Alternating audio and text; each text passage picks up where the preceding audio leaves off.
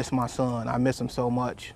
It ain't gonna never be the same for me. Family members fought back tears Thursday, talking about their beloved Chris, the bright, witty, athletic Valley teenager who drowned in a lake on a school trip this week in northeastern Arizona. It hurts that he's gone. It hurts.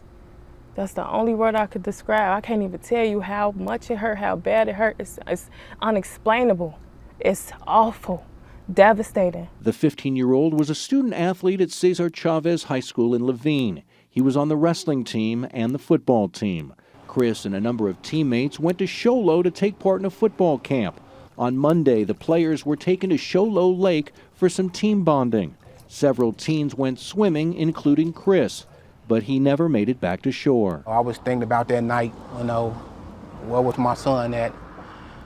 Well, how can this even happen for a parent to get that phone call that his son is missing somewhere in the lake? It should have never happened. We really have been leaning on the support of the community, his friends at his school, because they have memories that we don't even know of with Chris, and just to hear those memories, it just gives us, just a little hope, that we'll have answers and just to move on. The Navajo County Sheriff's Office has called the incident an unfortunate tragedy, but Chris Hampton's family believes there may be more to the story. They want to know whether there was adult supervision at the lake. When did Chris disappear, and when was he reported missing? Did coaches and staff follow policy and protocol for the out-of-town trip? Arizona's family was told both the Sheriff's Office and Phoenix Union High School District are conducting investigations. Any parent will want the truth if something happened to their kid, and we deserve to hear the truth. We still have a lot of questions, and we will not stop. We will not stop until we find out what happened to them. Both the Sheriff's Office and school district have told me it could be a while before they have additional findings from this case.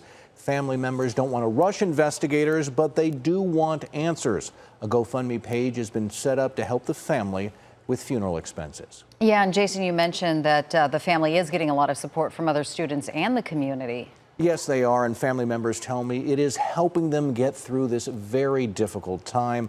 A candlelight vigil is being held tonight near Cesar Chavez High School for folks to come out and honor Chris. We'll have a crew there and bring you the emotional scene later tonight. Back to you guys. Yeah, what his aunt said is so true. It's just unimaginable that this happened to them.